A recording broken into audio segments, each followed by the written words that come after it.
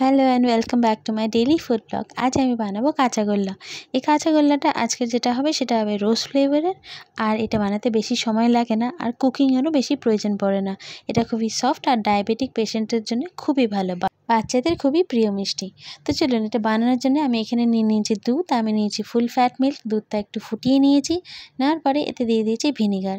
যেমন half cup vinegar আর half cup জল দুটো সেম রেশিওতে মিলিয়ে আস্তে আস্তে ফুটন্ত দুধের মধ্যে দিয়ে দিতে হবে।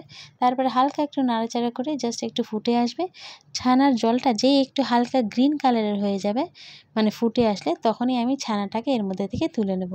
যেমনটি দেখেছেন এখানে আমি ভিনিগারটা দিয়ে দিয়েছি, ভিনিগারের জলটা দিয়ে দিয়েছি। এবার একটু হালকা ফুটিয়ে নিচ্ছি। এবার আমি নামিয়ে নিয়েছি ওভেন থেকে। এবার এখান থেকে ছানাগুলোকে আমি আস্তে আস্তে বার করে নেব। তো আমি ছানাগুলোকে তুলে না একটা ছাঁকনির মধ্যে নিয়ে নিচ্ছি প্রথমে। তো দেখতে পাচ্ছেন ছানাগুলো আমি আস্তে আস্তে সবগুলোই ছাঁকনির মধ্যে তুলে নিচ্ছি। তুলে নেওয়ার পরে এই ছানাটাকে এবার আমি ঠান্ডা জল দিয়ে ধুয়ে নেব, ঠিক আছে। তো প্রথমে আমি এই টক, কারণ এইটা ধুয়ে নেওয়ার একটাই কারণ, আমি ভিনিগার দিয়ে কাটিয়েছি। না ধুয়ে নিলে না টক টক ফ্লেভার আসবে মিষ্টির মধ্যে, যেটা খেতে ভালো লাগবে না। তো সব ছানাগুলো আমি আস্তে আস্তে তুলে নিচ্ছি। বাকিটা যেটা আছে আমি ছাঁকনি দিয়ে, মানে চা ছাঁকনির মতন ছাঁকনি দিয়ে ছেঁকে নেব, তাহলে সরু যে দানাটা সেটাও চলে আসবে। তো আমি মোটা দানাটা প্রথমে বার করে নিলাম, দিয়ে এই জলটা একটু ঝরিয়ে নেওয়ার পরে তারপরে আমি এটা ভালো জলে ভালো করে ঠান্ডা জল দিয়ে ধুয়ে নিই। আবার জলটাকে ঝরাতে দেবো 1 ঘন্টা মতন। 1 ঘন্টা পরে এটা জলটা ঝরে যাবে আর ছানাটা একদম শুকনো শুকনো হবে। দেখুন এখানে ছানাটা আমি এবার নিয়ে নিয়েছি।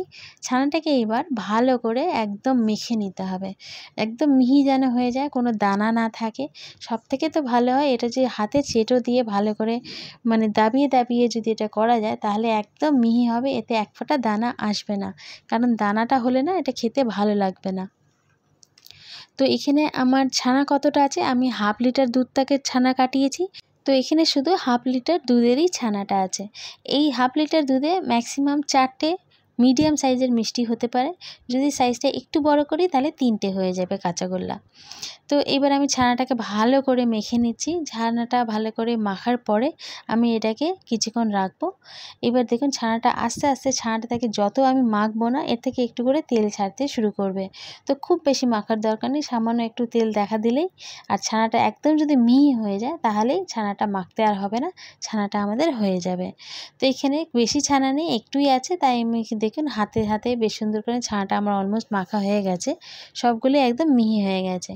এইবার এই ছানাটার মধ্যে দেবো আমি ফ্লেভারিং। আজকে আপনারা চাইলে, আমি আজকে দেবো রোজ ফ্লেভার।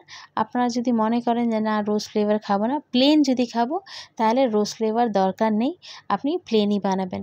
কিন্তু আজকে আমি যেহেতু রোজ দিয়ে বানাবো, আপনি রোজ ফ্লেভারই দিচ্ছি। তো আমি এখানে নিয়ে নিয়েছি রুহ আফজা। ম্যাক্সিমাম বাড়িতে রুহ আফজা পাওয়াই যায়, যদি না থাকে রুহ আফজা তাহলে রোজ ফ্লেভার এর মধ্যে একটু দিয়ে দিতে হবে। রোজ ক্রাশ পাওয়া যায়, যেটা আমরা কেকে ইউজ করে থাকি, সেই ক্রাশটাও আপনারা এতে দিতে পারেন। তো এর থেকে আমি রুহ আফজা কিছুটা এই ছানাটার মধ্যে দিয়ে দিচ্ছি। এই ছানাটা প্রথমে একবারে অনেকটা দেবেন না, প্রথমে আমি 1 চামচ মতন দেবো। যদি দেখি তারপরে আরেকটু লাগছে, তাহলে আরও হাফ চামচ মতন আমি এতে দিয়ে দেবো। প্রথমে 1 চামচ দিয়ে দিয়েছি, এটাকে আমি এবার ভালো করে মিক্স করে নিচ্ছি। রোজ ফ্লেভারটা আমাকে খুব ভালোভাবে মিক্স করতে হবে, যাতে ছানাটার মধ্যে চারিদিকে এটা ভালোভাবে মিশে যায়। দেখুন ছানাটা এত সুন্দরভাবে মাখা হয়েছে যে এখন সবগুলো সমান সমান একদম মিক্স হয়ে গেছে। এতে আমি আরও হাফ চামচ দিয়ে দিলাম, কারণ আরেকটু দরকার মনে হচ্ছে। এইবার মিষ্টি, যে যতটা মিষ্টি খাবেন, এখানে রুহ আফজাতে এতটা পরিমাণে চিনি থাকে যে আলাদা করে মিষ্টি দেওয়ার প্রয়োজন পড়ছে না। একদম হালকা লাইট চিনি, ডায়াবেটিক পেশেন্টের জন্য এটা খুবই ভালো, আর বাচ্চাদের জন্য তো খুব ভালো। বেশি চিনি খাওয়া আজকাল ভালো না, কিন্তু তাও অনেকে কম বেশি চিনি। আপনার যদি চিনি কম মনে হয় তাহলে এখানে সুগার পাউডার এতে দেবেন, চিনির দানাটা দেবেন না। চিনির দানাটা দিলে এটা গলবে না। এখানে সুগারটা, চিনিটা একটু পাউডার ফর্ম মিক্সিতে ঘুরিয়ে নেবেন, বাস ওতে চিনিটা দিয়ে দেবেন। যতটা চিনি খাবেন, মানে মিষ্টি যতটা খাবেন সেই হিসাবে দিয়ে দেবেন। তো এখানে আমার রোজটা মিক্স করা হয়ে গেছে, রুহ আফজাটা। এবার এইটার আমি ভালো করে এবার কাঁচাগোল্লার আকারে গড়িয়ে নেব। আপনারা যদি মনে করেন চৌকো তাহলে চৌকো বানাতে পারেন, ট্রায়াঙ্গেল তাহলে ট্রায়াঙ্গেল, যেরকম আপনাদের শেপ অ্যান্ড সাইজ ইচ্ছা হবে সেরকমভাবেই বানাতে পারেন। কিন্তু আজকে আমি আলাদা কোনো শেপ দিলাম না, রেগুলার যেটা কাঁচাগোল্লার গোল গোল সাইজ হয় আমি সেই সাইজটাই দিচ্ছি। দেখুন এখানে আমি প্রথম একটা তৈরি করে ফেললাম, এবার দ্বিতীয়টাও আমি তৈরি করব। এটা যখন যেহেতু মাখা ভালো হয়েছে ওই জন্য বেশ সুন্দর একটা গোল আকার নিয়ে নিচ্ছে। এখন যে এই মিষ্টিটা এত সফট লাগছে, যেমন একটু নাড়লেই ভেঙে যাবে, এটা কিন্তু পরে আর এত সফট থাকবে না, এটা আস্তে আস্তে জমে যাবে। বলে দিচ্ছি কিভাবে। এই আমার এবার 3 নম্বর মিষ্টিটা গড়িয়ে নিচ্ছি। মিষ্টি 3টে আমার অলমোস্ট গড়ানো হয়ে গেল।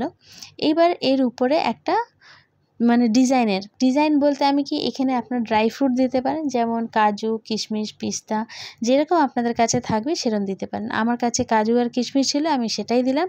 আমি দুটোর উপর কিশমিশ দিয়ে দিলাম আর একটার উপর কাজু দিয়ে দিলাম, এতে দেখতেও ভালো লাগে, খেতেও খুবই ভালো লাগে। এইবার এই 3টে দেওয়ার পরে এই মিষ্টিটাকে এবার আমি রেফ্রিজারেট করব, বেশিক্ষণ না, 15 মিনিট থেকে আধ ঘন্টা অবধি রেফ্রিজারেট করলে এটা একটু জমে যাবে। আর এটা জমে যাবে মানে খুব শক্ত হবে না, একটু সেট হয়ে যাবে, আর এটা খেতে খুব সুন্দর লাগবে, আর এটা এত নরম তলতলা মতনও থাকবে না। তো এই মিষ্টি আজকের একদম রেডি, এখানে কুকিংয়ের বেশি প্রয়োজনও পড়লো না। তো এটা খেতে খুবই সুস্বাদু, এইটা টাটকা টাটকা খেতে দারুণ লাগে। তো আজকের রেসিপিটা আপনাদের কেমন লাগলো আমায় কমেন্ট করে নিশ্চয়ই জানাবেন। ভালো লাগলে একটা অন্তত লাইক করবেন, যেটা আমাদের মোটিভেট করে। আর আজকের জন্য এখানে রাখলাম, আবার দেখা হবে নিত্য নতুন সিম্পল রেসিপি নিয়ে, যাতে আপনারাও এরকমভাবে বানাতে পারেন।